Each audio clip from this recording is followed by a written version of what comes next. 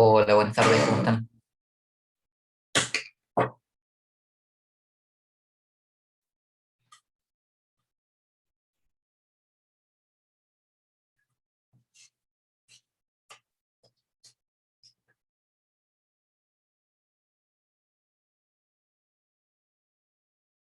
Hola, profe, ¿Cómo va? ¿cómo anda? ¿Bien? Muy bien, Ya me muy cambié el bien. nombre, güey. Te quedó.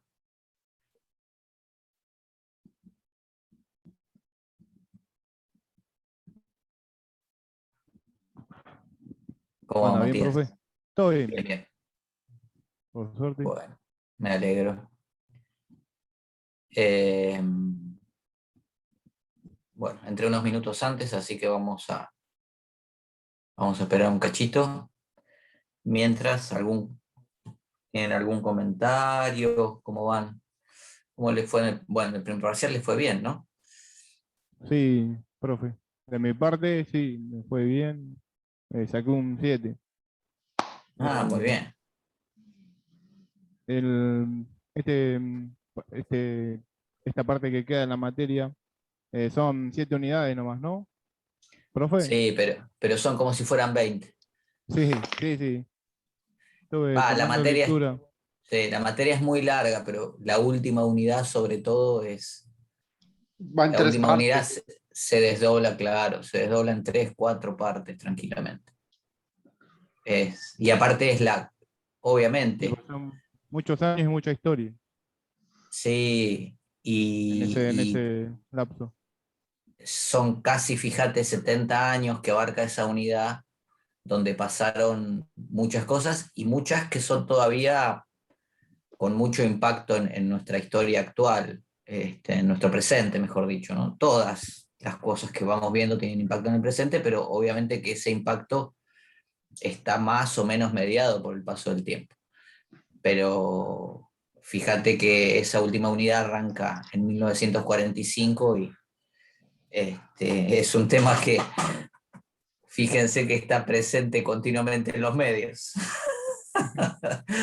Eso es verdad. Así que de ahí en adelante se pueden configurar todo lo que a nosotros encima que nos gustan estos temas, nos gusta trabajarlo.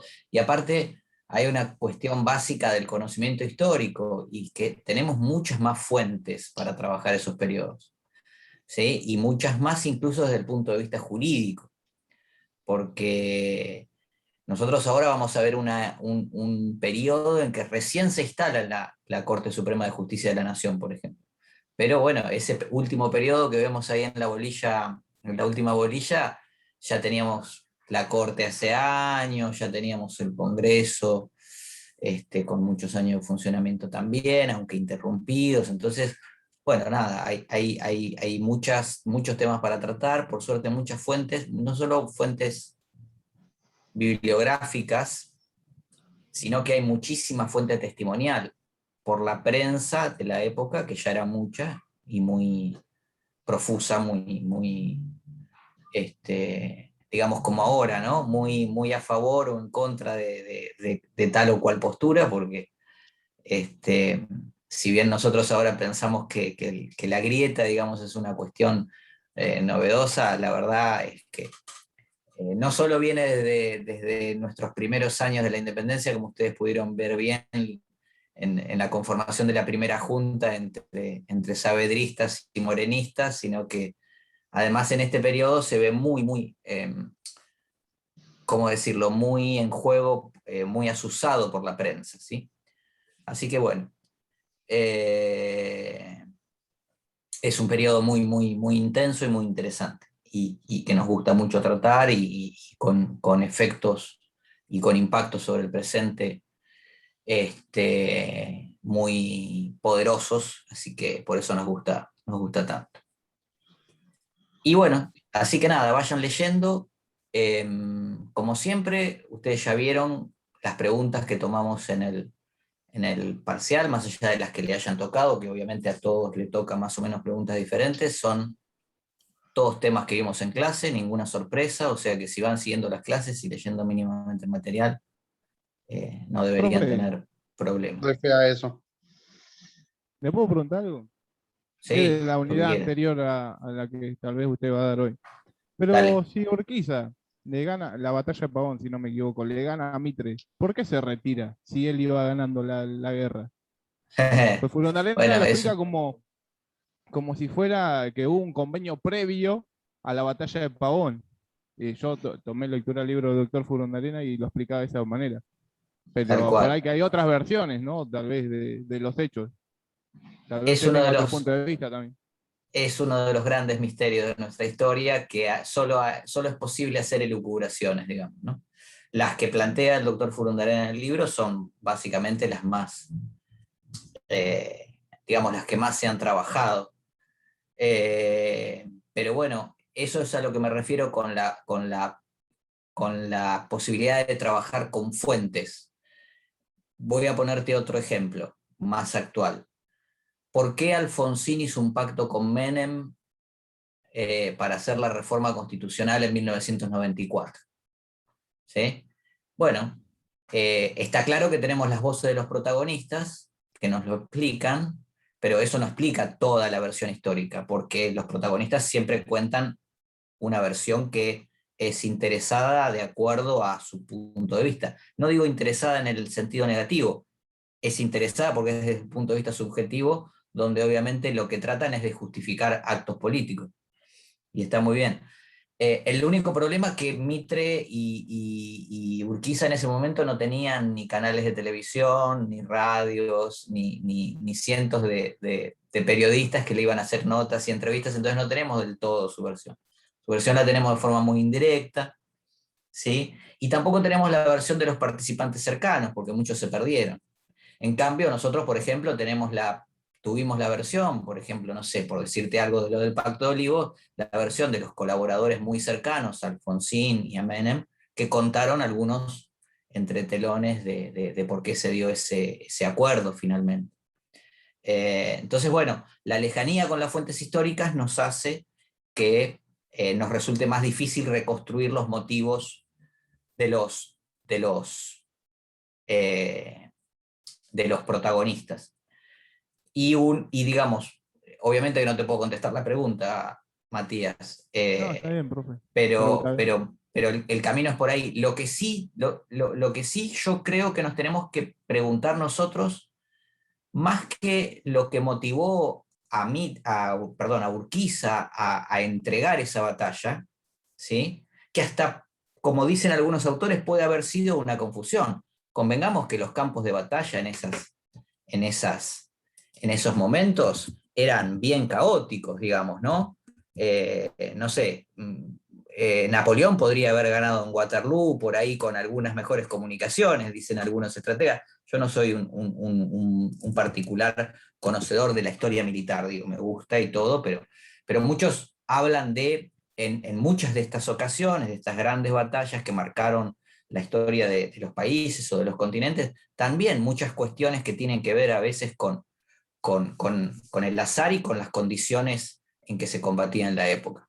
La verdad que no sabemos si Mitre creyó que López Jordán estaba para atacar o no o estaba para atacar, o efectivamente sabía. Bueno, eh, es decir, puede haber muchas posibilidades. Lo importante, digo, eso puede ser anecdótico y puede ser interesante, pero lo importante es poder pensar, porque ya la historia, los hechos, digamos, no se pueden cambiar. Evidentemente Pavón le dio la victoria a Mitre, y a partir de ahí se pudo constituir, digo, a partir de ahí se pudo, no, digo, en el sentido de que se dieron las condiciones para que un sector político de lo que en ese momento era Argentina liderara o encabezara un proceso político que nos marcó. Bueno, lo que nosotros tenemos, me parece que por ahí más analizar es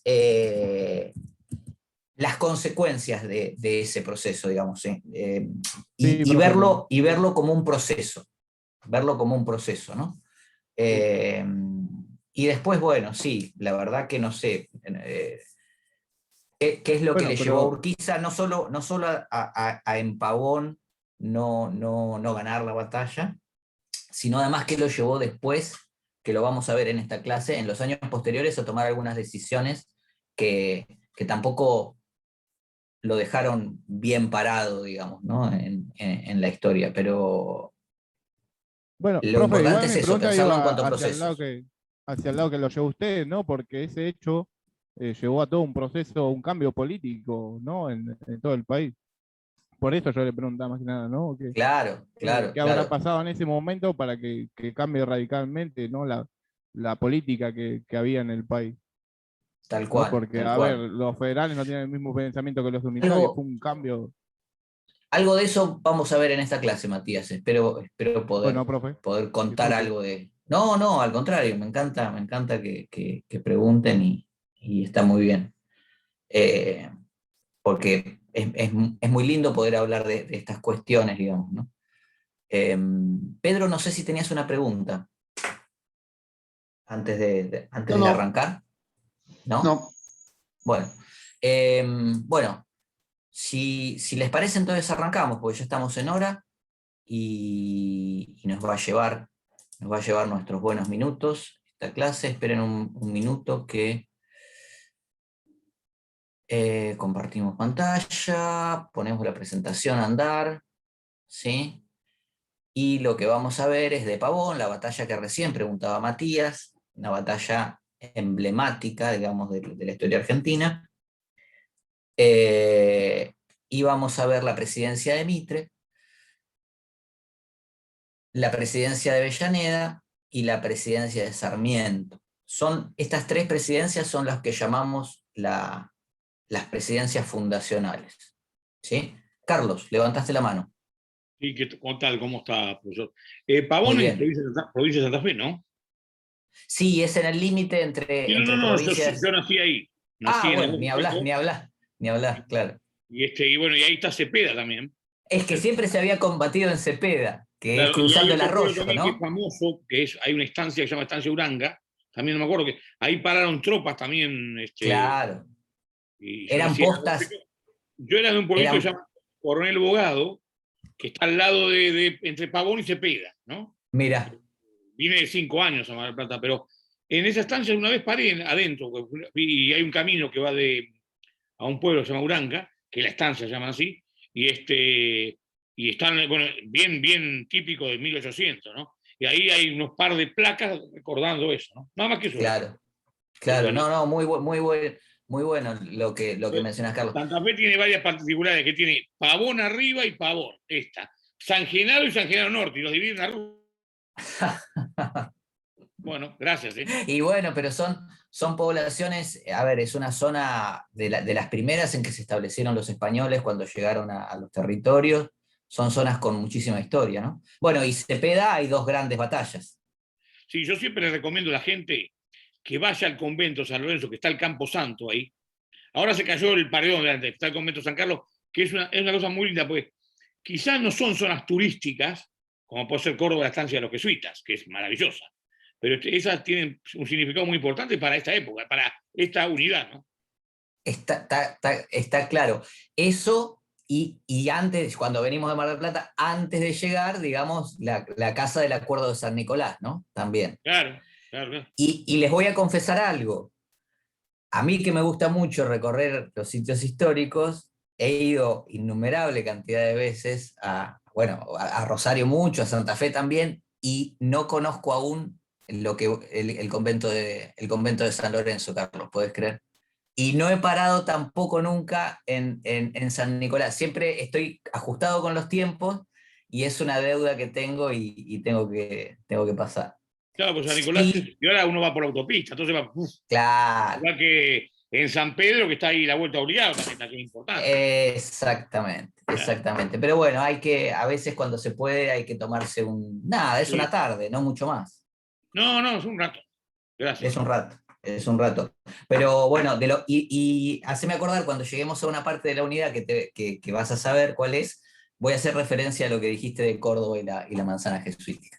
Porque esa sí tuve la posibilidad de recorrer ahí un par de cuestiones que les quiero comentar durante la clase, o que les voy a comentar si me acuerdo y si no están muy aburridos. Bueno, pero algo de lo que comentábamos recién con Matías, esta unidad empieza precisamente en esa emblemática batalla, a la que se llega por una serie de desavenencias. Ustedes supongo que habrán podido ver en la bolilla final, digamos que se llegó a un acuerdo entre la Confederación y el Estado de Buenos Aires, que estaba separado.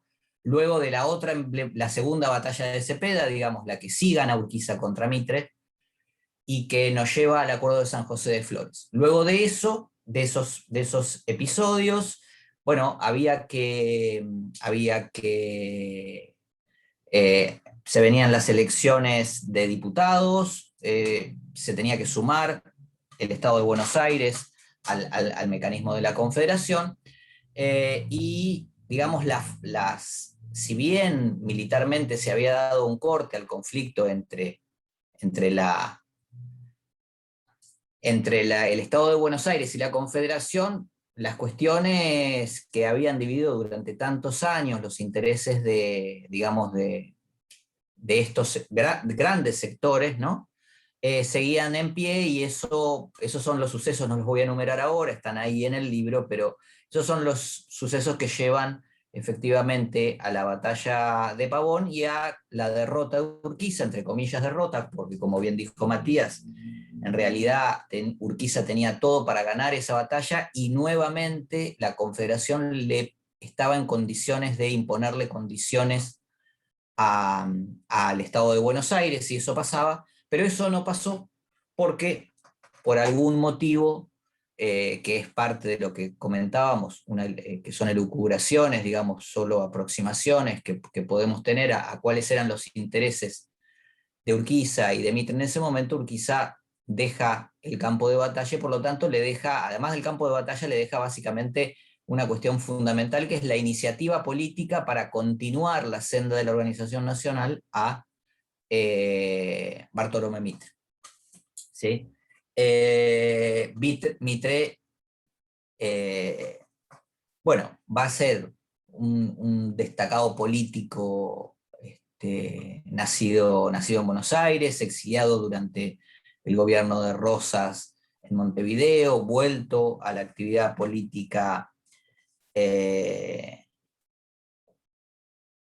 Buenos Aires, y digamos, va a ser muy destacado, no solo porque va a ser el primer presidente, digamos, del Estado unificado bajo la Constitución de 1853-60, esta expresión, decir la Constitución de 1853-60, más que de los historiadores, es de los constitucionalistas. Hay una tendencia de los constitucionalistas a considerar que el poder constituyente fundacional que se dio en Argentina abarca este periodo, no es solo el momento de 1853. ¿Por qué? Porque en 1853 Buenos Aires no estaba en esa convención constituyente, como ustedes bien saben. Adhiere posteriormente a partir de una reforma que se conoce como la reforma ad hoc. ¿Recuerdan por qué se le dice reforma ad hoc? Es decir, para el hecho. Por ahí se los contó el doctor San Giorgio en la clase anterior, por eso les pregunto. Por lo que por la cara que pone Carlos, que lo veo ahí, me parece que no. Nada, el problema era que la reforma, la Constitución de 1853 no podía ser reformada sino pasados 10 años. Y cuando le dan la posibilidad al Estado de Buenos Aires de incorporarse a la Confederación Argentina, le dan la posibilidad de revisar la Constitución y por lo tanto hacer una reforma. Y esa reforma, si quieren, es parte de una marca argentina, ¿no? La primera reforma que se hace es inconstitucional en el sentido que va en contra de lo que decía la Constitución. Por eso no es una reforma como tal, sino que se plantea como una reforma ad hoc para poder incorporar a Buenos Aires a la Confederación y realmente ahí forjar la unidad territorial, política y jurídica del país, ¿no?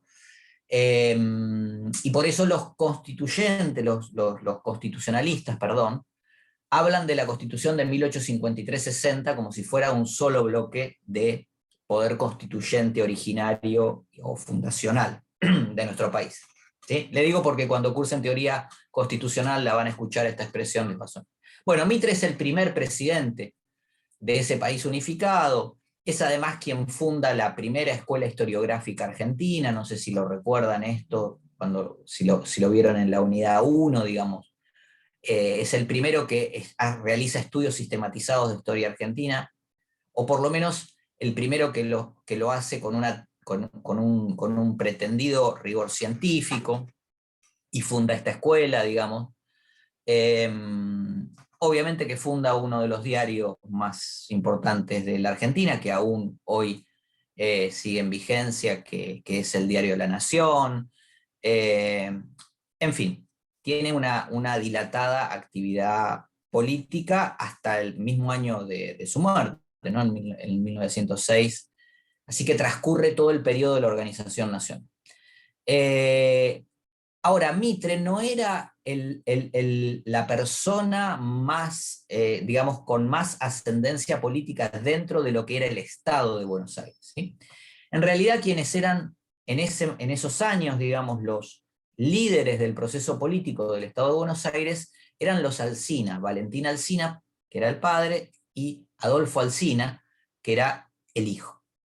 ¿Y por qué los Alsina? Bueno, porque Valentín Alsina va a ser el gobernador del Estado de Buenos Aires durante la época de apogeo, cuando Buenos Aires está separado de la Confederación, digamos, tiene en pocos años un desarrollo económico muy, muy importante.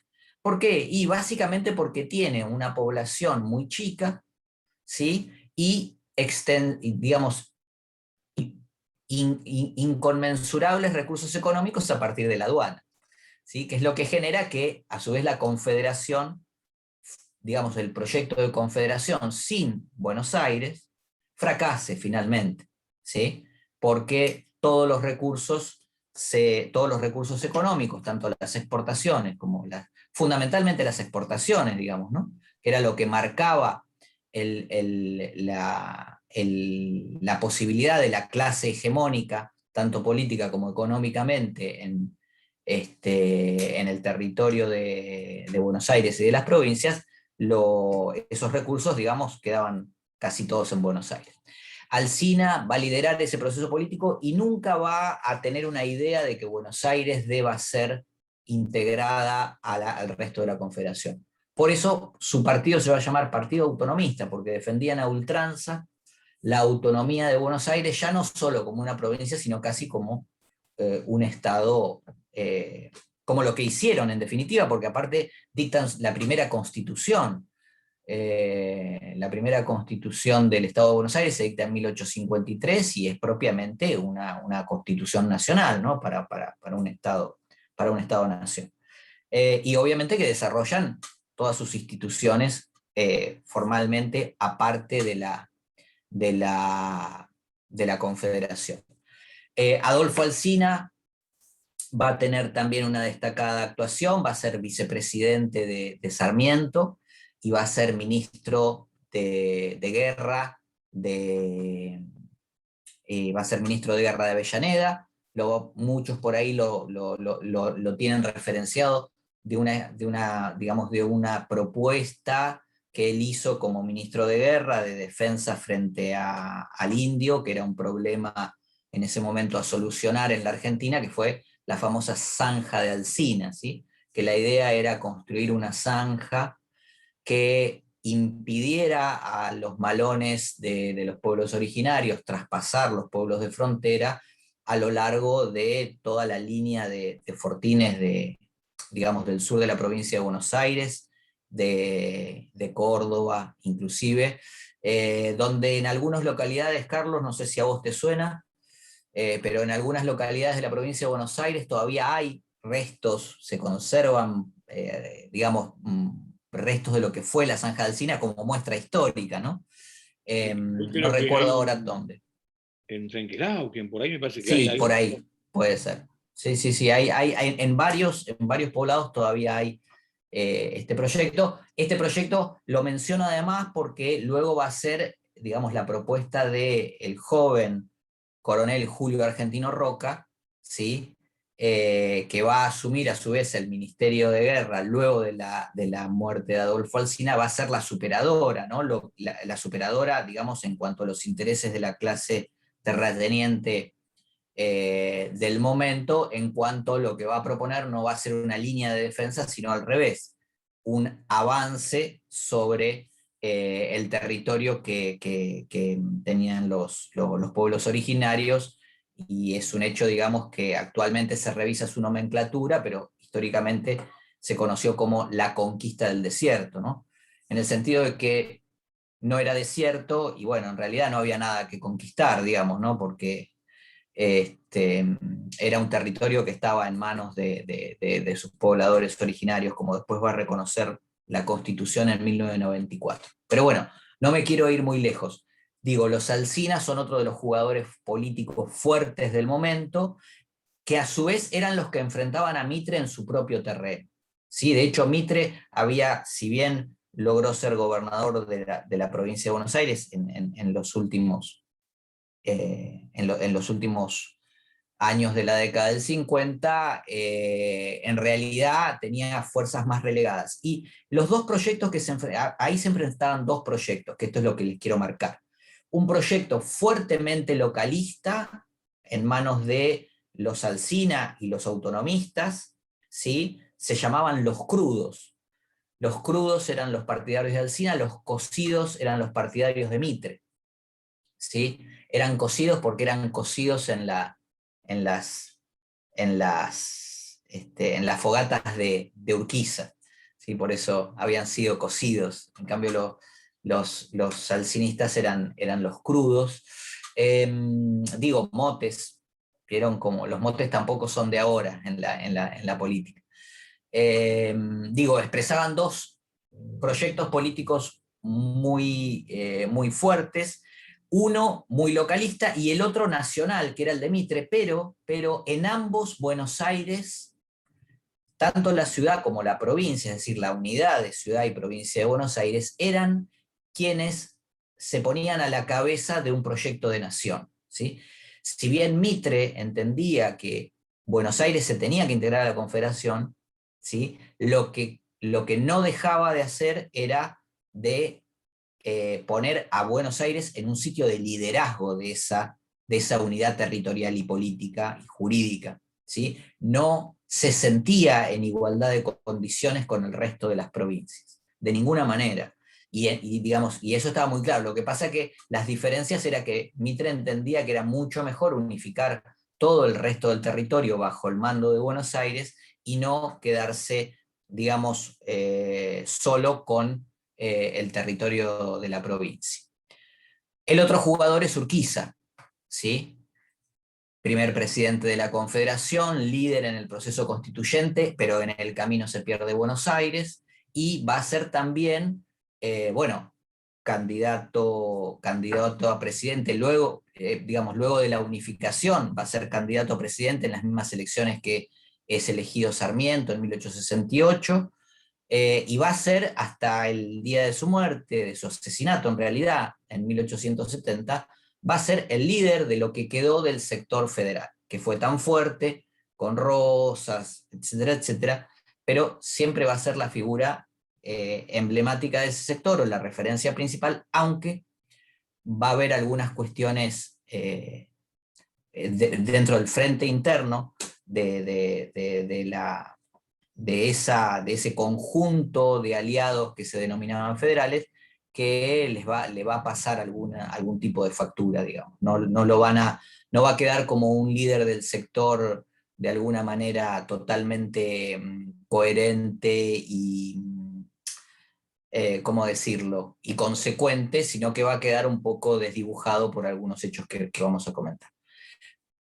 Tendría que haber empezado por acá, ¿no? Para mostrarles qué era en realidad. Igual ustedes ya lo saben, ya hemos trabajado con mapas acá, pero básicamente de esto estamos hablando, fíjense, de este pequeño territorio que llamamos Argentina, estas 14 jurisdicciones que son las que van a quedar englobadas a partir de 1862 bajo el mando de Mitre. Mitre asume como presidente el 12 de octubre de 1862. Les decía, fíjense, digamos, a la luz de lo que es hoy el país, todos los territorios que faltaba formarse, ¿no? Las provincias que faltan, obviamente, pero también parte de las provincias. Fíjense que Santa Fe no está constituida plenamente, Santiago del Estero tampoco, Salta y Jujuy tampoco, menos aún Buenos Aires, Córdoba, San Luis, Mendoza. No está Misiones, por ejemplo, todavía, ¿sí? Hay que pensar también las dimensiones, y yo siempre digo algo que me resultó muy interesante, lo que planteaste, Carlos, cuando vas a visitar los lugares. Digo, hay que pensar siempre en las condiciones materiales de vida del momento, ¿sí? En el sentido de que no solo no había celulares, que era una cosa obvia, ¿sí? Pero ni siquiera había caminos transitables casi, ¿sí? Por eso lo que mencionaba Carlos, digamos, de la instancia de Urrutia era, habías mencionado. Uranga. Uranga, perdón. Era, Uranga, las postas, como esos lugares, esas estancias, constituían elementos fundamentales, ¿sí?, en la comunicación. Y ustedes imagínense, yo siempre pongo un ejemplo muy tonto, pero imagínense que le querían mandar vivían en Buenos Aires y le querían mandar una carta a un pariente o a un contratista que tenían en Catamarca. Piensen cómo hacían. Ustedes ya mandar una carta hoy resulta medio obsoleto, ¿no? Pero bueno, hay acá todavía en esta clase algunos que hemos mandado cartas. Pero ni siquiera había una posta de correos constituida. ¿Por qué? Porque no había un Estado nacional. Por eso llaman presidencias fundacionales. Digo, correos, como les puedo decir, caminos, como les puedo decir, un sinnúmero de cuestiones donde la vida, si lo vamos a transportar, parece no de un siglo atrás, sino les diría casi de 10 siglos, porque en realidad el cambio que había habido en esos 10 siglos anteriores al cambio que hubo en estos 150 años es geométrico el cambio, ¿no? Es inmanejable. Entonces, ustedes piensen en esas condiciones, cómo se desarrollaban la vida y los sucesos políticos. Digo porque nosotros solemos extrapolar mucho lo que nos pasa en la actualidad, y sin embargo hay cuestiones que, si bien pueden ser parecidas, como algunas que yo dije de los conflictos políticos, lo cierto es que había muchas diferencias. ¿Cómo venimos? Bien hasta ahora, profe. ¿Sí? ¿Seguro? ¿No se durmieron? Miren que no los No, estoy viendo está porque bárbaro. achiqué la pantalla. Así que si se duermen, pongan el micrófono y ronquen así. Por lo menos cambiamos una foto, una diapo y hacemos algo para que se entretengan. Ahora, Tremendo.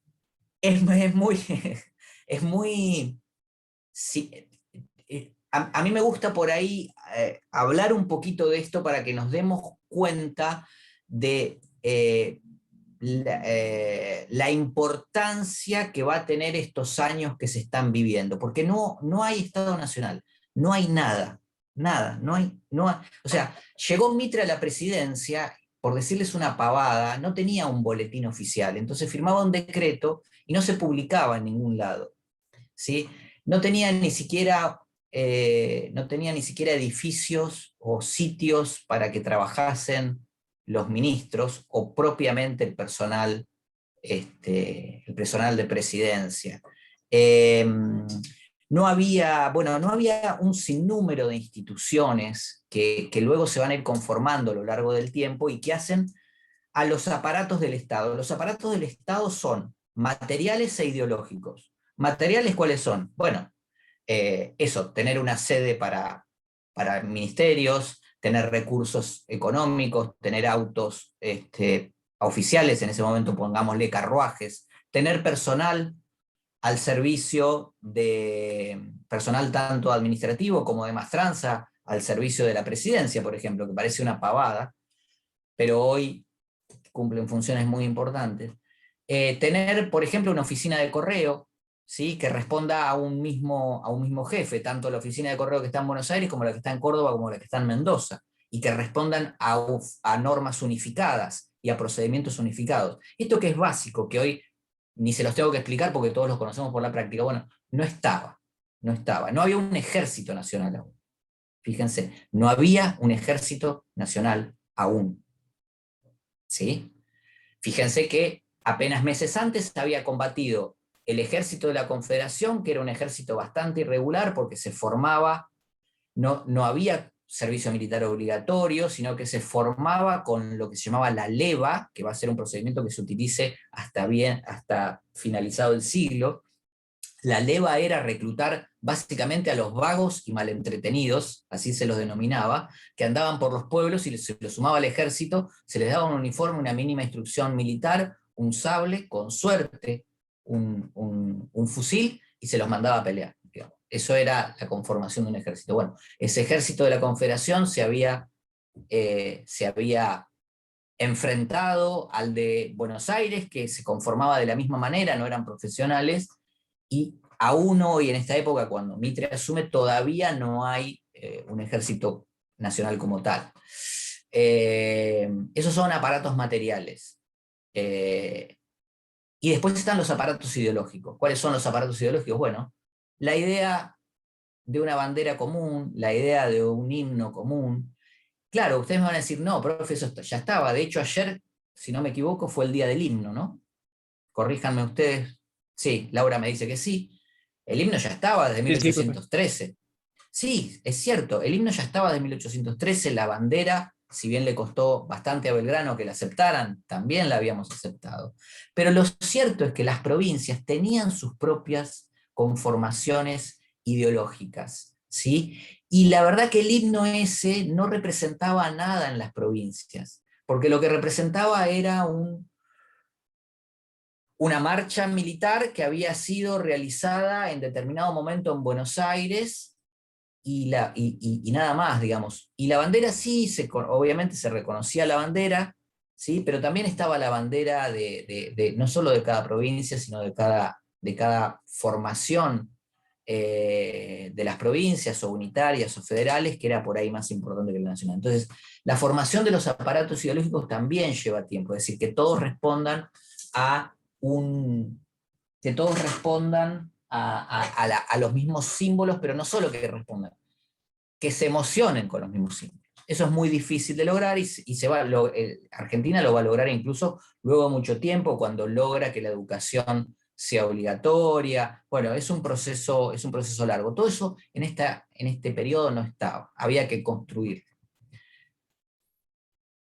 Ahora, lo que sí había por parte de varios sectores, incluidos en muchos casos sectores como el de Urquiza, por ejemplo, que podía ser el denominado federal, compartido por los Alsina, digamos, que querían a una Buenos Aires fuerte, y si es posible que se sacara de encima a las provincias que eran todas pobres y atrasadas en su criterio, y también compartido por los Mitre, ¿sí? Y por las pocos líderes de las familias, digamos, terratenientes argentinas, que además de ser un jugador económico muy fuerte, eran un jugador político muy fuerte, que eran la clase que hegemonizaba el forjar ese Estado nacional que hasta ahora no existía. Digo, lo que había era eso que está mencionado en la diapo, un ideario común. Había discusiones internas. Alsina y Mitre, obviamente, que discutían, ¿sí? Ahora, estaban de acuerdo en esas cuestiones. Alberdi y Sarmiento, le suena, saben la referencia, obviamente, le suena Alberdi y Sarmiento. Alberdi y Sarmiento tuvieron discusiones que aún hoy seguimos hablando de las mismas, ¿sí? Acá tengo un libro bastante nuevo, digamos, que trae partes de esos debates. Digo, bastante nuevo porque es editado hace 5 o 6 años, todavía seguimos trabajando sobre eso. El famoso debate entre Sarmiento y Alberdi sobre las bondades o no de la Constitución de 1853 y los periodos posteriores en Argentina. Ahora, más allá de esos debates internos, estos líderes políticos de esta época estaban de acuerdo en básicamente estas cuestiones. Primero que en la idea de progreso, en la idea de que Argentina, o el Estado que se estaba constituyendo, debía ir hacia adelante, debía dejar no solo el pasado inmediato de las luchas entre federales y unitarios de lado, sino además inclusive dejar en muchos casos el pasado hispánico de lado, y mirar a las naciones desarrolladas del mundo, que básicamente eran el Reino Unido de Gran Bretaña, Francia, Estados Unidos. Sarmiento es el que empieza a mirar fuertemente a Estados Unidos en este periodo.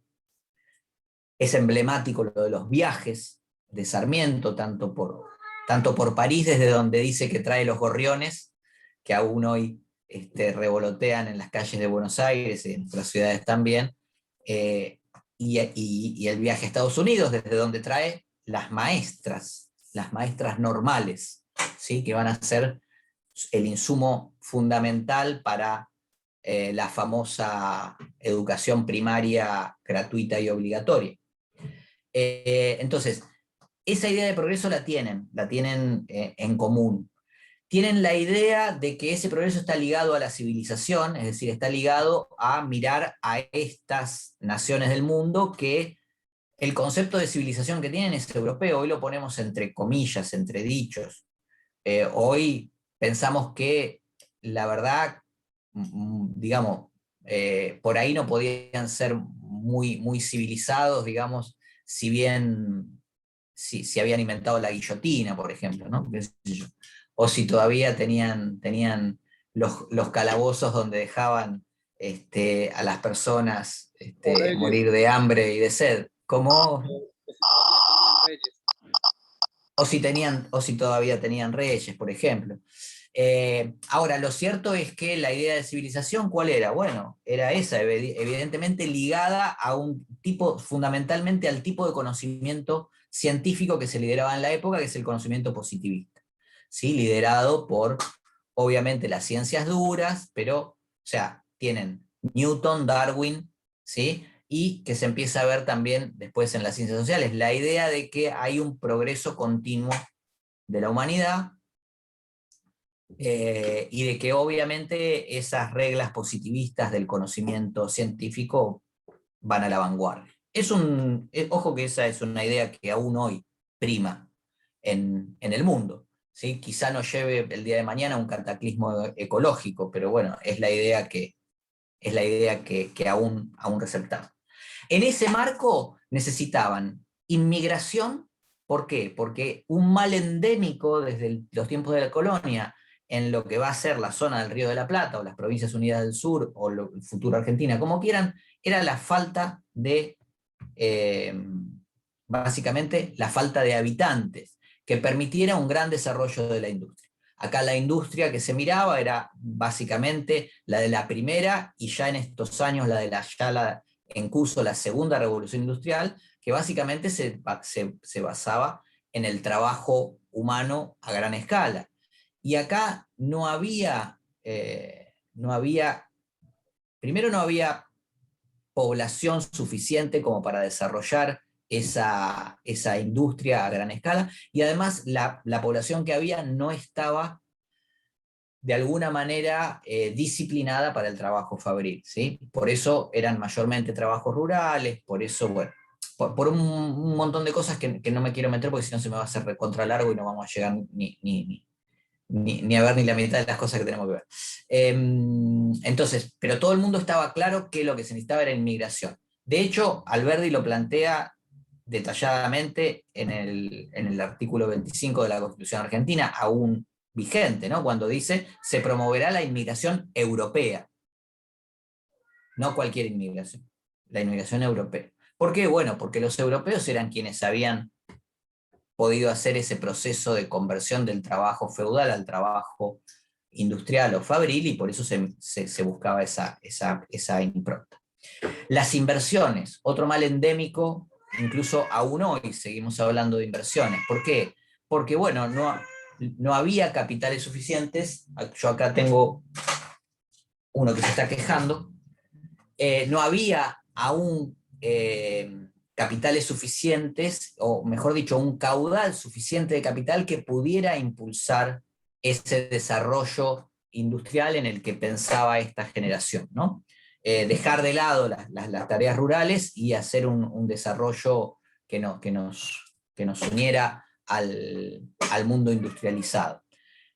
¿Por qué? Bueno, porque eso requería ingentes capitales, ¿sí? Por ejemplo, requería el desarrollo del ferrocarril, que era una inversión grandísima, ¿sí?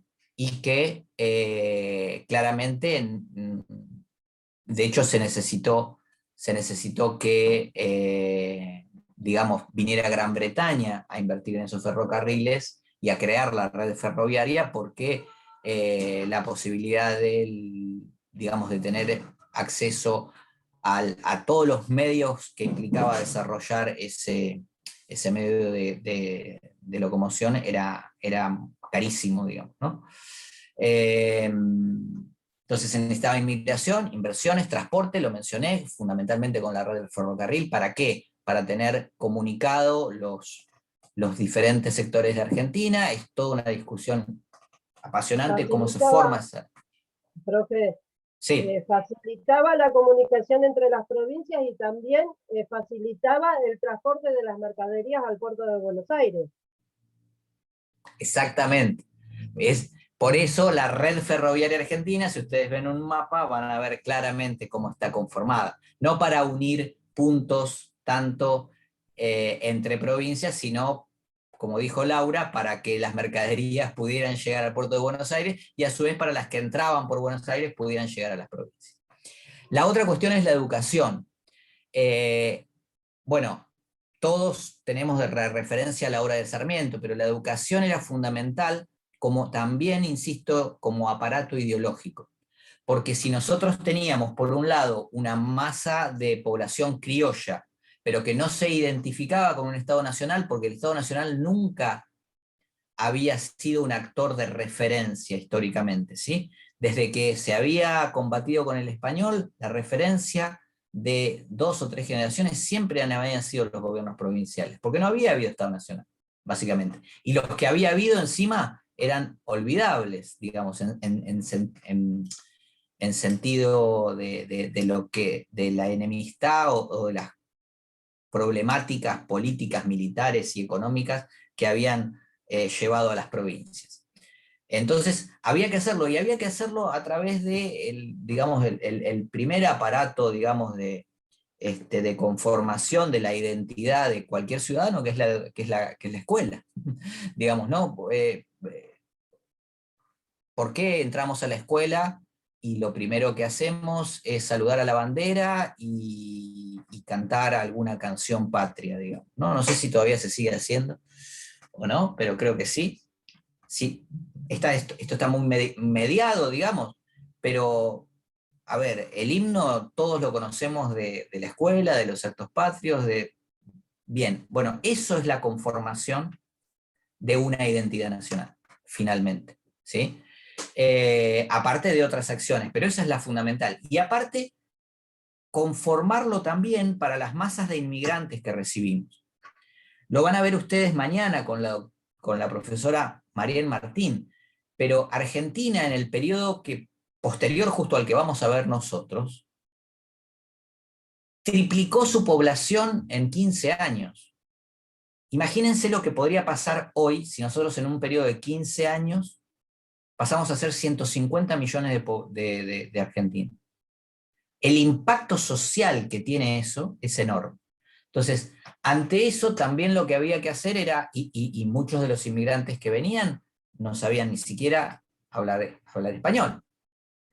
Es en la escuela donde van a aprender a hablar español, donde se van a identificar con determinados próceres, con las banderas, con las canciones patrias, con las tradiciones, ¿sí?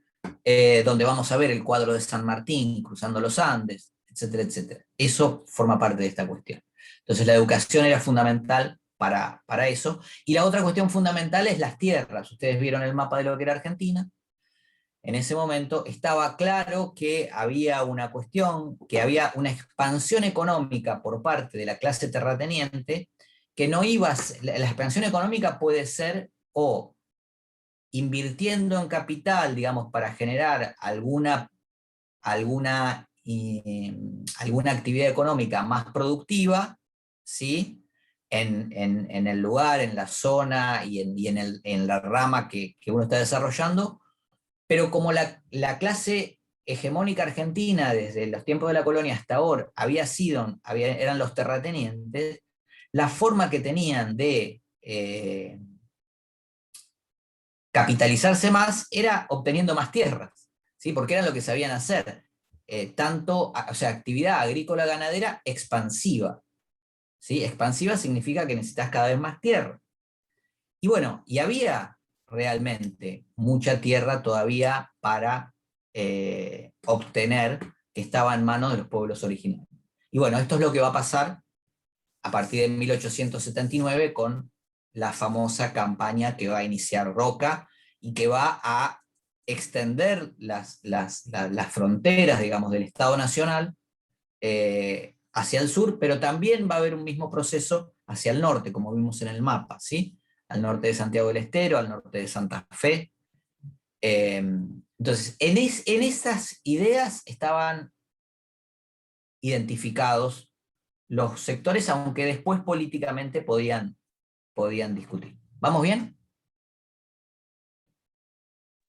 Sí, Bien. ¿Sí? Bien. Para llevar a cabo esta política, se tuvieron que deshacer de los últimos vestigios de resistencias por parte del viejo ideario federal que veía a Buenos Aires como un invasor, que quería plantearse en igualdad de condiciones con Buenos Aires. Bueno, no me voy a poner en detalle, está enumerado en el libro de Frundarena, pero hay muchísima literatura, hay excelentes documentales de Canal Encuentro sobre, digamos, la sublevación del Chacho Peñalosa y sobre su muerte, también sobre la de Felipe Varela. López Jordán va a ser el último caudillo federal de Entre Ríos que se levante en 1874 contra el gobierno nacional, y en 1870 había sido quien había mandado a matar a Urquiza, entendiendo que Urquiza había traicionado ese sector, aunque en realidad siempre estos crímenes políticos o estos formas de saldar la política mediante la violencia a veces tenían más que ver con cuestiones locales, ¿sí? de intereses locales dentro de la propia provincia que nacionales. Pero lo cierto es que la partida, no sé, hablando de sitios históricos, el Palacio San José, que es donde vivía Urquiza y desde donde gobernó como presidente, que está cerca de Colón, en la provincia de Entre Ríos, que es un sitio, obviamente que es un sitio histórico, pero es un sitio fantástico, era un sitio fantástico en la época, con arroyos y barcos internos en los jardines, imagínense lo que era. Fue la primer vivienda en todo el territorio argentino que tuvo agua corriente, es decir, agua por canillas, ¿sí? En fines de 1800, de la década de 1860. Les decía, López Jordán es quien manda la partida de casi 50 personas que entran en el Palacio de San José y le dan muerte a Urquiza de varios tiros en su propia habitación. Bueno,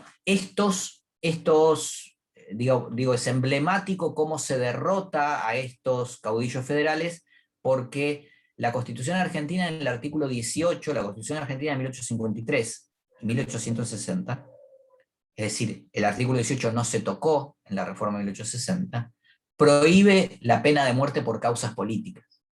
Y lo que hace acá Mitre, sobre todo, ¿sí? Con Juan Sá, que es el caudillo de San Luis, y con el Chacho Peñalosa, que es el caudillo de La Rioja, lo que hace es enviar partidas de militares al servicio de, en ese momento ya el Estado Nacional, que lo que hacen es ejecutarlos a estos caudillos directamente, ¿sí? O sea, no se ahorraba, como bien dijo Sarmiento en una de sus cartas a Mitre, no se ahorraba sangre de gauchos y de indios para establecer también las bases de este Estado Nacional, ¿sí? Incluso yendo en contra de lo que formalmente decía la Constitución que todos debíamos respetar, o que se debía respetar en ese momento, ¿sí? No se lo capturaba Peñalosa, se lo llevaba a juicio, no. Se le cortó la cabeza y la cabeza se lo puso en una lanza en la plaza de Orán, el pueblo de La Rioja, donde estaba refugiado cerca, y estuvo varios días como para que todos los riojanos supieran lo que pasaba a quien se rebelaba contra las fuerzas mandadas desde Buenos Aires. Así se lidiaba políticamente en este momento, ¿no? Felipe Varela, otro caudillo, digamos, de la zona, Catamarca, Salta, La Rioja, que se va a oponer fuertemente a la guerra de la Triple Alianza. La guerra de la Triple Alianza, seguramente tienen alguna referencia, es también digamos, es fundamental en la constitución de este periodo, porque lo que va a ser aliarnos a nosotros con un enemigo histórico como es el Imperio del Brasil. Digo histórico porque habíamos tenido la guerra entre 1824 y 1827, y siempre había sido, desde la época de la colonia, había disputado territorios, riquezas, pero fundamentalmente hegemonía política en el Río de la Plata. El Río de la Plata era un enclave.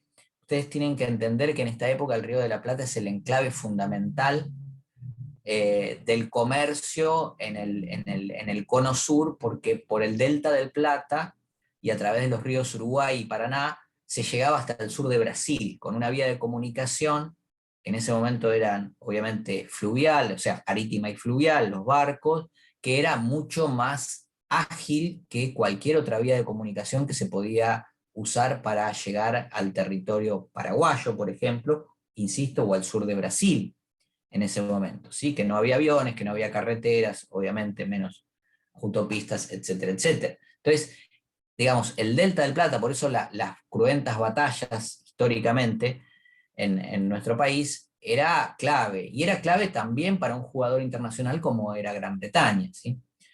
Entonces, de alguna manera, esa alianza entre el Imperio de Brasil, la República Argentina y Uruguay, digamos, en ese momento, en contra de Paraguay, se va a visualizar como una experiencia donde tres países se coaligaron. Algunos dicen que incentivados o instigados de alguna manera por la acción de Gran Bretaña. Otros historiadores ahora revisan esa postura. Pero bueno, lo cierto es que Gran Bretaña tenía intereses en la zona muy fuertes, ¿sí? Y lo que hace esta guerra es básicamente terminar con un proyecto de desarrollo paraguayo que era muy particular para la zona, ¿sí? Porque si bien se había constituido en un proceso político bastante autoritario, había tenido un desarrollo económico bastante interesante, ¿sí? Que en muchos casos superaba incluso a los de Argentina o a los de Uruguay, y esta guerra fue cruenta, duró 5 años, se pensaba que iba a durar 2 meses, y duró 5 años, y básicamente terminó casi con la población masculina del Paraguay, ¿sí? Solo quedaron varones ancianos o niños y adolescentes en esa época en Paraguay, y eso va a marcar también el futuro desarrollo del país. Se anexaron grandes porciones de territorio, tanto por parte de Brasil como por parte de Argentina, y fundamentalmente lo que hizo fue terminarse con un desarrollo industrial muy interesante que tenía Paraguay en la zona.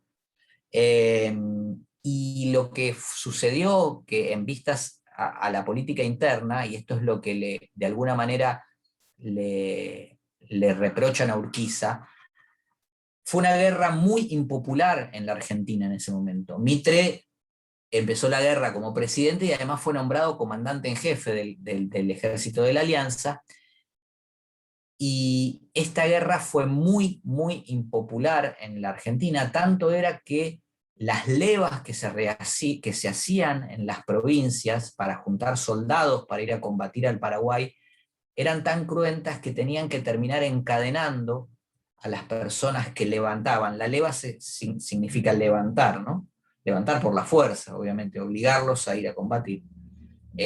Tenían que enviarlos al frente de batalla a Paraguay encadenados, porque los argentinos se escapaban, básicamente desertaban, ¿sí? Que aparte es un delito que trae aparejada la pena de muerte en el Código Militar, ¿no? Desertar de un ejército. Pero desertaban básicamente porque entendían que los paraguayos eran un pueblo hermano, sobre todo los que estaban limitando, tanto los pobladores de Corrientes como de Entre Ríos.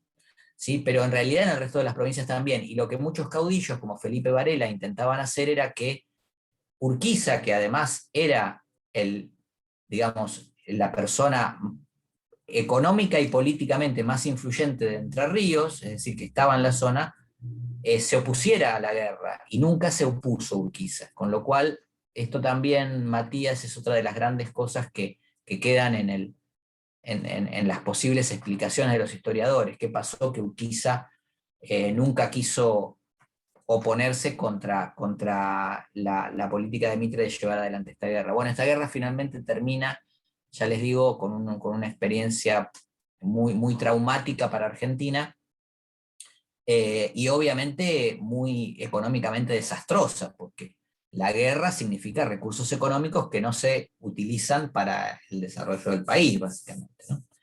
Y esto hace que además el gobierno nacional, que tenía que forjar esa idea de identidad nacional, de hermandad, de proyecto común, sea además muy impopular en las provincias. O sea que claramente Mitre no le va a hacer durante su presidencia ningún favor a la imagen claramente negativa que tenían en el interior del país sobre los porteños, ¿no? Sobre los bonaerenses, en realidad.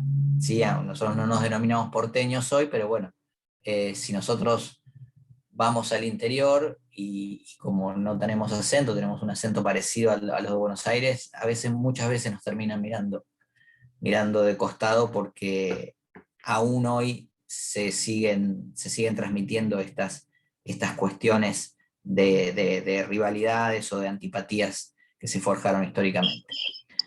¿Vamos bien? Porque la gente se trata de Argentina odia a los porteños, pero eso no va al caso. Para que no te escucho bien, Pedro, te escucho bajito. No, una idiotez, porque hay otras razones por qué la gente odia a los porteños, pero eso va a otro tema. Nada que ver. Sí, bueno, sí, también. Yo digo, en el caso argentino, esto en las provincias es muy marcado, pero es cierto lo que vos decís, Pedro, lo asumo.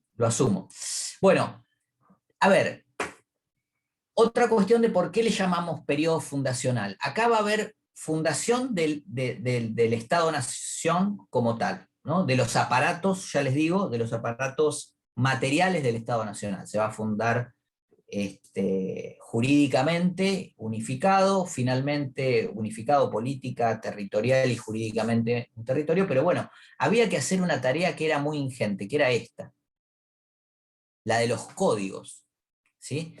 Porque teníamos el código principal, que ¿cuál era? El civil. No. La Constitución. Comercial. Exacto, la Constitución, Laura. Ese era el principal código, ese era el origen de todo, ¿no? La norma de habilitación, no me quiero poner muy kelseniano, digamos, y no sé si lo estoy diciendo bien tampoco. Esa es la verdad. Pero necesitábamos ese código de organización para luego poder desarrollar la legislación, que es la base de la organización jurídica de un país. Y ahí surge la idea de los códigos. La Constitución decía en el artículo 67, inciso 11, en ese momento, luego, después de la reforma del 94, pasó a ser el artículo 75, inciso 12, decía que el Congreso Nacional debía dictar los códigos civil, comercial, penal y de minería. ¿Sí? ¿Por qué? ¿Qué pasaba con esta cuestión? Y esto es una elección de Alberdi, digamos, ¿no? Como fuente de la Constitución. Acá había la posibilidad de organizar el país como, digamos, siguiendo la idea de Estados Unidos, donde cada estado puede dictar su propia legislación de fondo. Le llamamos a la legislación de fondo a esto, o también se llama legislación común, digamos, a los códigos, a las normas que regulan las relaciones jurídicas en esos aspectos. ¿Sí? A eso le llamamos legislación de fondo. La legislación de forma, ¿saben cuál es?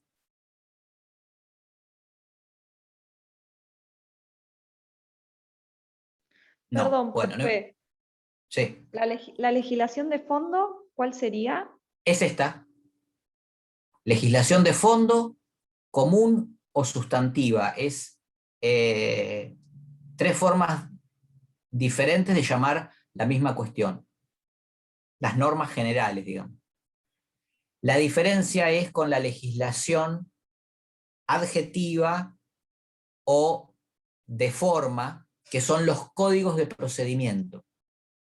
¿Sí? Nosotros tenemos un código civil y comercial, que ustedes lo estudian a lo largo de varias materias en la carrera, y después tenemos un código de procedimiento.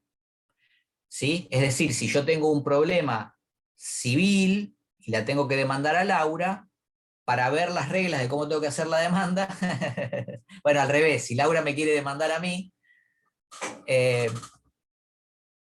obviamente que se va a fijar en el Código Civil si efectivamente yo causé un daño y si estamos en una relación que ella puede demandarme, pero para ir a hacer la demanda se va a fijar en el Código Procesal. Entonces, tenemos la legislación de fondo o sustancial y la legislación de forma o adjetiva.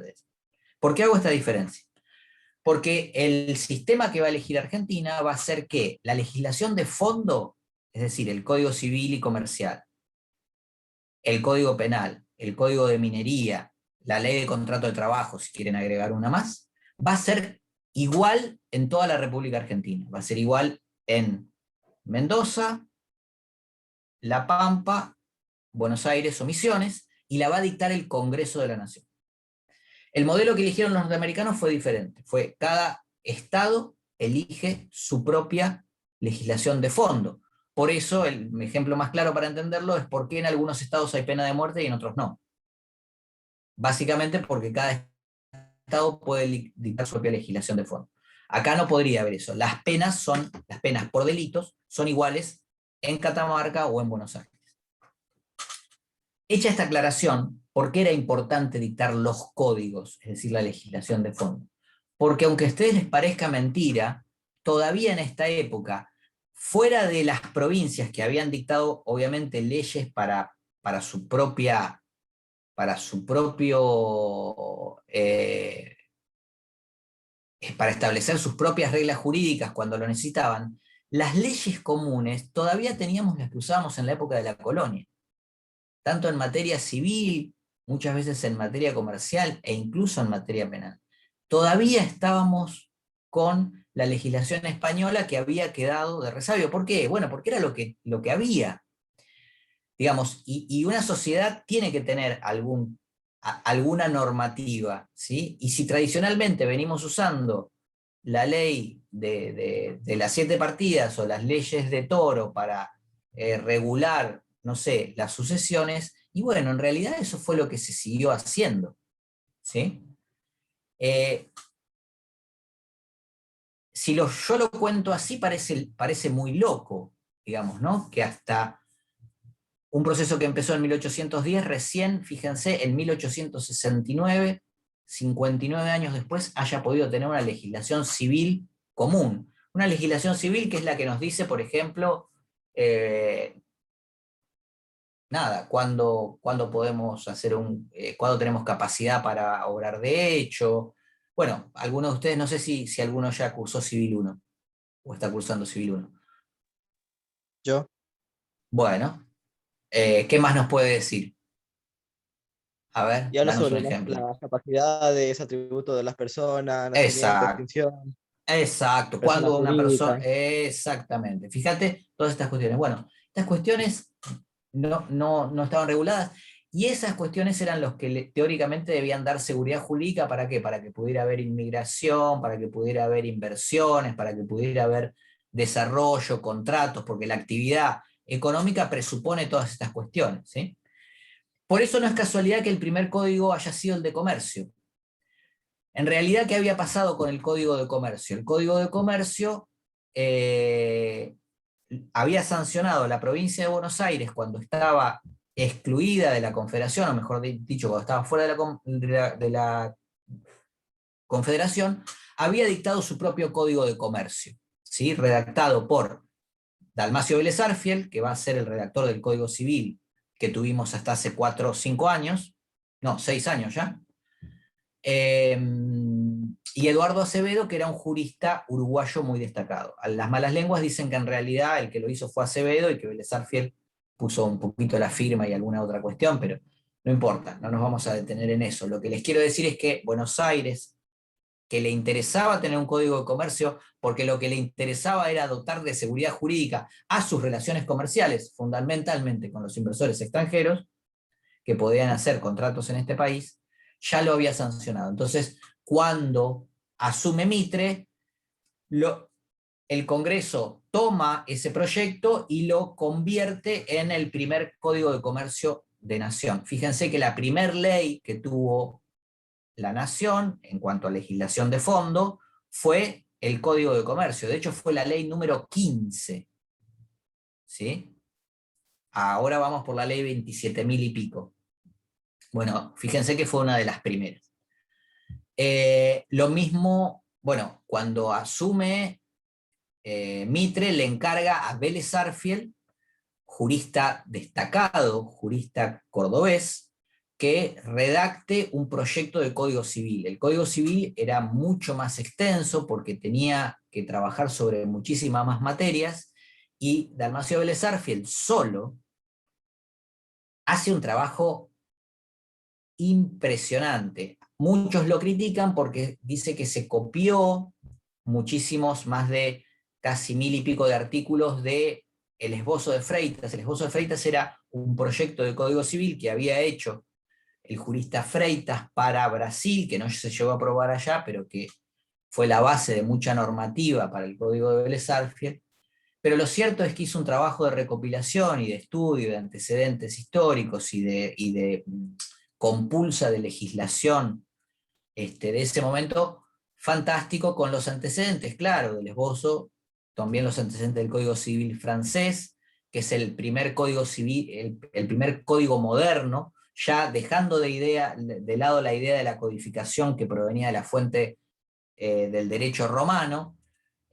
Lo que hace Napoleón es, en 1804, dictar un código civil que unifica toda la legislación en materia civil en Francia y la moderniza de acuerdo a las nuevas ideas que no tenían que ver con un súbdito, ¿sí? Que no tenía derechos, sino que tenía que ver con un ciudadano, que ejercía sus libertades económicas, fundamentalmente económicas, sin que el Estado pudiera meterse arbitrariamente, ¿sí?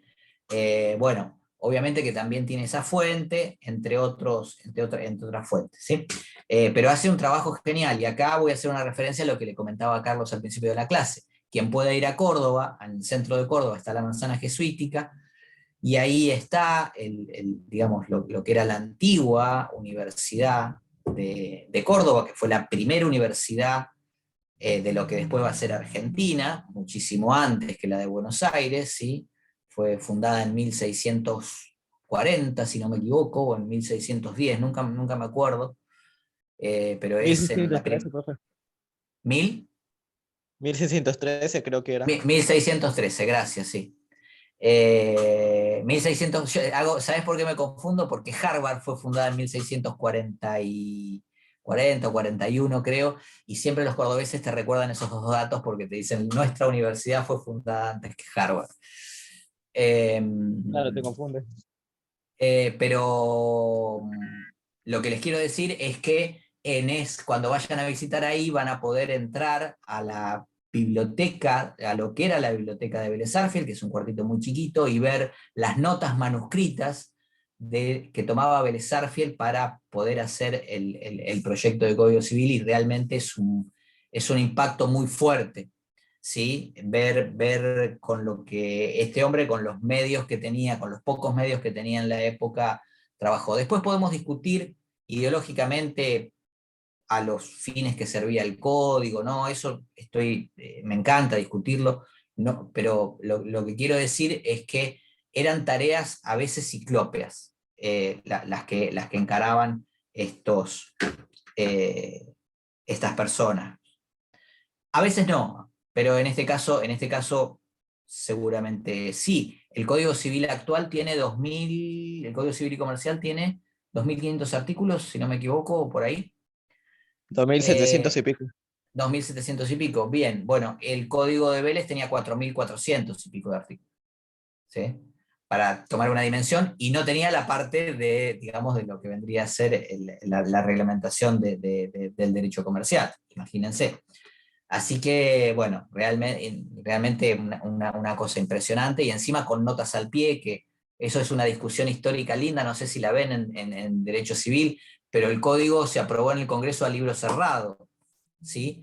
Y como se aprobó a libro cerrado, se aprobó con las notas que había hecho al pie Vélez Sarsfield, y durante muchos años se discutió en la doctrina argentina si esas notas equivalían de algún modo a lo que reglamentaba el artículo, eran una fuente de interpretación originaria, es decir, cómo teníamos que tomar lo que nos explicaba Vélez que decía el artículo. Es una discusión que, bueno, por suerte ahora ya no se da, pero siempre fue muy loca digamos, en el derecho argentino. El último código no, porque después está el código de minería, que no nos interesa tanto a nosotros, pero que sí era importante para las provincias mineras, como La Rioja, Catamarca, entre otras en ese momento. El último código es el Código Penal, que se aprueba en 1886. Acá tiene una destacada actuación Carlos Tejedor, que fue el primer, digamos, doctrinario, el primer profesor de Derecho Penal de la Universidad de Buenos Aires. El Derecho Penal también era una rama bastante novedosa. El primer código penal moderno también es el código francés en 1810, ¿sí? Pero bueno, ustedes también lo van a ver en este periodo cuando vean Penal 1, digamos, acá hay una transición del modelo inquisitivo a un derecho penal que hoy llamamos liberal, ¿sí? Y este código recién lo sanciona el Congreso en 1886, porque Carlos Tejedor había presentado su proyecto muchos años antes, pero el Congreso no lo aprobaba. ¿Y qué pasó acá? Como las provincias necesitaban tener una legislación penal, lo que fueron haciendo, las provincias lo fueron aprobando para su territorio, cosa que constitucionalmente se permitía hasta que no hubiera un código nacional, y finalmente, si bien había algunas objeciones sobre este código, el Congreso lo aprueba en 1886, y después, bueno, de varias reformas se va a pasar en 1921 a lo que se conoce como el código actual, con innumerables reformas, pero este es el primer código que sigue rigiendo. Recién en esta época, de alguna manera, podemos cerrar los principales rubros de la vida jurídica del país fuera de lo que era la legislación argentina. Recién acá tenemos otro gran aparato del Estado, que también es ideológico por un lado, pero material por el otro, conformado. Recién acá, en esta época, tenemos una legislación comercial, civil y penal común, ¿sí? Entonces, si yo cometía un delito en Santiago del Estero, cometía un delito en Buenos Aires, o cometía un delito en Corrientes, sabía a la pena en expectativa que me iba a haber enfrentado, ¿no? Y lo mismo, se hacía un contrato con un comerciante de Catamarca, ambos sabíamos cuáles eran las obligaciones y los derechos de cada parte, porque teníamos una legislación unificada. Nada más ni nada menos que eso para construir un país. Fíjense la importancia de esta reforma. Bueno, acá están Acevedo, Vélez Sarsfield, Sarmiento, que lo empujaba. Sarmiento era presidente y lo apuraba Vélez Sarsfield con la redacción del código. Está la capitalización de Buenos Aires. En 1880 recién se logra que Buenos Aires sea designada capital de la República. Hasta ese momento, el presidente, el Congreso y la Corte Suprema de Justicia de la Nación estaban invitados en la ciudad de Buenos Aires, que no pertenecía a la Nación, sino que pertenecía a la provincia de Buenos Aires. ¿Sí? Convivían dos jurisdicciones ahí en una tensión muy grande, porque Mitre había querido capitalizar a la ciudad de Buenos Aires, ni bien asumió, pero las fuerzas de Alsina no habían dejado que eso pasara. Si ustedes revisan ahora el actual artículo 3 de la Constitución, van a ver que dice que el Congreso, mediante una ley especial, determinará cuál será la ciudad donde residirán las autoridades nacionales, y se federalizará ese territorio previa cesión de la provincia en donde se encuentra ese territorio. O sea que necesitábamos un visto bueno provincial. La provincia de Buenos Aires nunca lo dio, dictaron otra ley que se llamó Ley de Compromiso, nunca se llegó a una solución, y finalmente en 1880 esa solución llegó a través de las armas. Carlos Tejedor, quien había redactado el proyecto de Código Penal, era el gobernador de la provincia de Buenos Aires en ese momento, defendiendo fuertemente su autonomía, se negaba a que Buenos Aires fuera la ciudad capital, ¿sí? Y digamos, el máximo pico de tensión llegó a mediados de 1880, cuando se produjeron las elecciones para presidente, elecciones que gana Julio Argentino Roca, apoyado por el actual presidente Nicolás Avellaneda, compitiendo en contra de Carlos Tejedor. Carlos Tejedor en ese momento entiende que obviamente había sido víctima de un movimiento político que perjudicaba no solo a él, sino a la ciudad de Buenos Aires, y hay un enfrentamiento armado entre la Guardia Provincial, que era una especie de ejército provincial, y el Ejército Nacional. Eso hace que incluso el Congreso se tenga que trasladar de la ciudad de Buenos Aires a lo que se llamaba en ese momento el pueblo de Belgrano, que hoy, o como viene ahí, Partido de Belgrano, que hoy no es ni más ni menos que el barrio de Belgrano, en la ciudad de Buenos Aires. Y finalmente, en 1880 se dicta la ley 1029, que federaliza el territorio de Buenos Aires. Para contar una anécdota nada más, solo al pasar, porque nos quedan apenas 10 minutos, ayer nomás, el martes de la semana pasada, es decir, hace escasos 9 días, la Corte tuvo que dictar un fallo donde en definitiva lo que estábamos discutiendo era la autonomía de la ciudad de Buenos Aires. Fíjense desde dónde vienen estos problemas, si bien lo que se discutía era otra cosa que tiene que ver con el estatus que se le dio en 1994 a la ciudad de Buenos Aires, pero lo cierto es que las discusiones constitucionales sobre lo que podía ser o no podía ser, o dónde debía ser la residencia de las autoridades nacionales, vienen de muy lejos y se reflejan muy cerca, ¿no? en nuestra realidad jurídica y política, porque hoy, no sé si ustedes vieron en los medios, en las redes o algo, pero hoy los constitucionalistas, iba a decir estamos, porque yo digo, no es que me considere un constitucionalista, sino que me gustan los temas, obviamente que me gustan esos temas, y estoy en contacto con la producción de muchos de ellos y ellas. Lo que les decía es que hay, digamos, un exceso de jornada sobre el tema del fallo de la Corte, bueno, que nos retrotraen, insisto, a este periodo. Tenemos por un lado, fíjense, terminamos con la oposición política de Corte Federal en el país.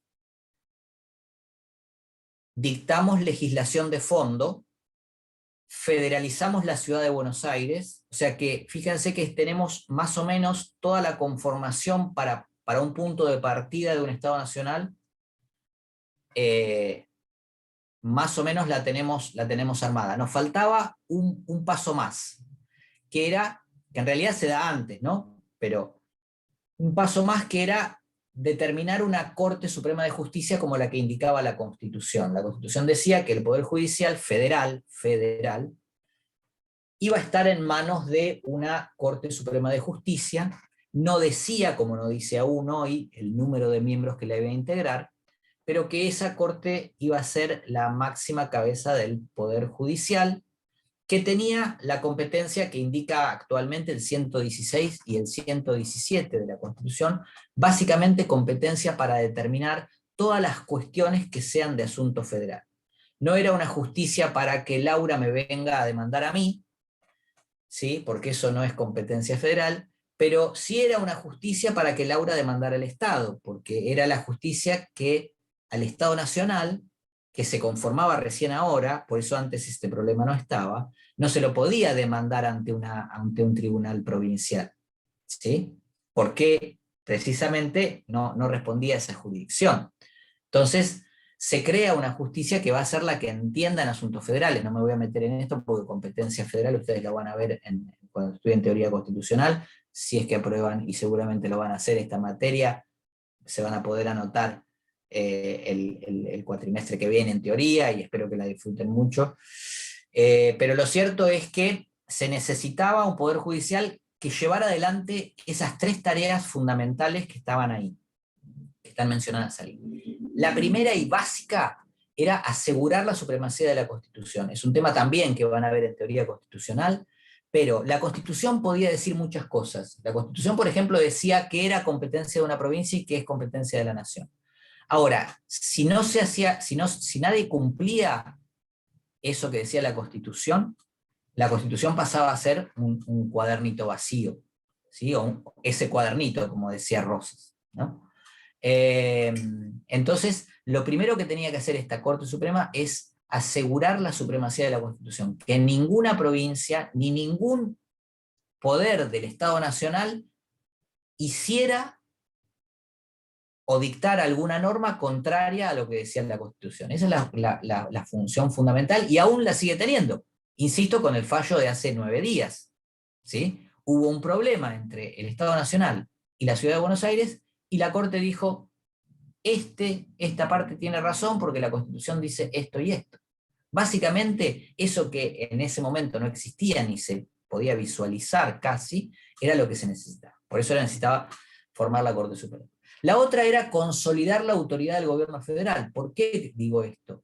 Porque el gobierno federal no tenía autoridad más allá del que imponía las armas, y por eso también le habían cortado la cabeza al Chacho Peñalosa, o habían desarrollado una guerra interna muy fuerte durante los primeros años del gobierno de Mitre, en las provincias.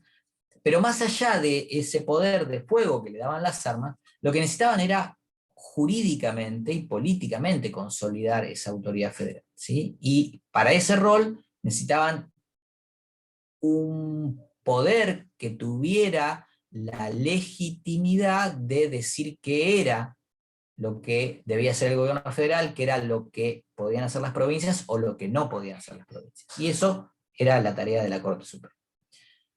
No lo podía hacer el poder, no podía ser el Poder Ejecutivo porque no era la función, y no lo podía hacer el Congreso porque el Congreso dictaba las leyes, pero luego a la hora de aplicarla, ¿sí? Lo que tenemos que hacer es recurrir al Poder Judicial para discutir las controversias jurídicas.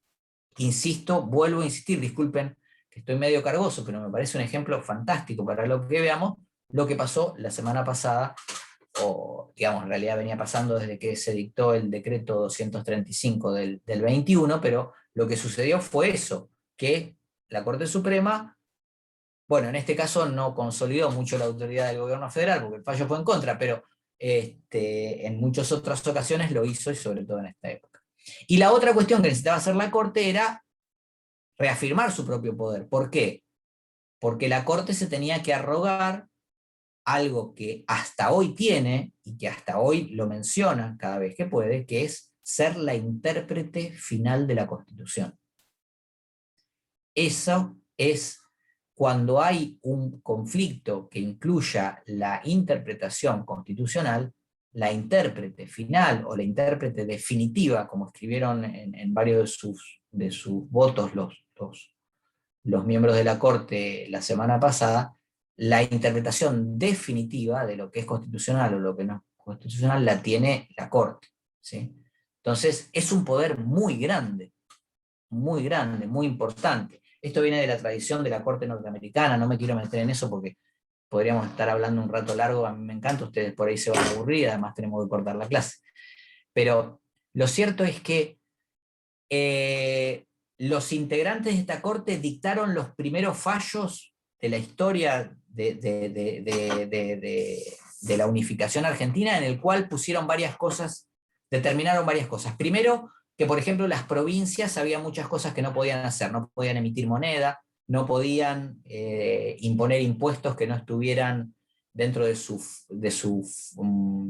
competencia constitucional, no podían desconocer una norma nacional, pero también dijo durante esta época en muchos fallos, que no se los quiero citar para no aburrirlos, muchos fallos que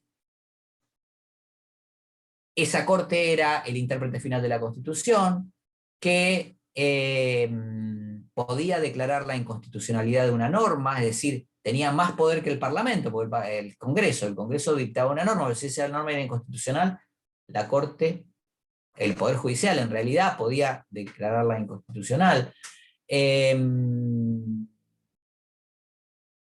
¿Qué funciones podía tener un gobernador? ¿Qué límites podía tener el Congreso en materia de determinadas competencias, por ejemplo, sancionar a los legisladores o imponer el orden en las sesiones? En fin, innumerable importante, porque esto es fundamental. ¿Cuándo el Poder Ejecutivo o el Congreso podía dictar una intervención federal? ¿Y qué actos no iban a ser revisados por la Corte, lo que se llaman los actos políticos no judiciables? ¿Sí? Esto es muy importante también, porque la Corte en esta época dice, bueno, acá hay una competencia, por ejemplo, dictar la intervención de una provincia, que es una cuestión política del Congreso, y nosotros no nos vamos a meter a revisar esta decisión, ¿sí? Bueno, innumerable cantidad de fallos que se dan en estos años y que todo convergen en la misma idea, que es un poder que antes no existía, que era el del Estado Nacional, tratar de asentarlo, y una vez que esté asentado, tratar de reafirmarlo, y una vez que lo pudieron reafirmar, tratar de acrecentarlo. Eso fue lo que sucedió durante estos años. Cuando ustedes vean con la profesora Mariel Martín mañana el proceso que viene, van a ver que las presidencias de Mitre, Sarmiento y Avellaneda, Mitre, Sarmiento y Avellaneda, que son las fundacionales hasta 1880, crean estas condiciones, y una vez que asume Julio Argentino Roca como presidente, el presidente más joven del país, con 38 años en ese momento, ya tiene consolidado una base, insisto, material e ideológica, que le permite hacer otro tipo de desarrollo, ¿sí? Bueno, esto es lo que sucedió más o menos en esta época. Algunas cuestiones, nada, las vamos a pasar un poco por delante, igual nada de lo que no esté en el libro. Insisto con lo que hablábamos antes con Matías, acá lo importante, tienen que conocer algunos detalles, digamos que la Corte se formó en 1863, cuáles eran las funciones que se proponía, tienen que conocer más o menos el proceso de codificación, ¿sí? Tienen que conocer el proceso de federalización de la Ciudad de Buenos Aires, que está también detallado en el libro. Pero lo importante es que puedan abarcar, digamos, el proceso que se hizo, el proceso político, el sentido de estas tres presidencias fundacionales, ¿sí?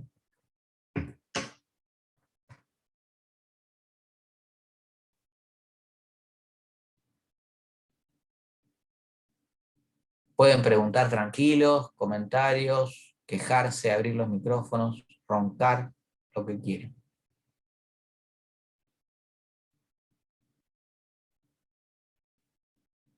Y si no, bueno, cuando ustedes digan, nos despedimos. Yo les colgué no sé si lo vieron. Sí, Carlos, dale. Sí, hay un PowerPoint ahí, ¿no? Sí, que está contenido, está mirando recién en la otra. Ahí les dejé el Power que usé yo, que como ven ustedes no es muy ilustrativo, digamos. Para mí son disparadores que... Pero bueno, les sirve como apunte de guía, como apunte de temas, digo. Y después les dejé, obviamente, los capítulos del libro del doctor Furundarena, que son del periodo, pero les dejé también un apunte de una profesora que no es muy largo y está también muy, muy interesante lo que plantea, ya más desde un punto de vista histórico más propiamente, no tan histórico-constitucional, pero me parece que nos sirve también ese material para entender de qué va el sentido del periodo, lo que les decía, ¿no? Y ahí, bueno, obviamente también trae algunos detalles que siempre suman.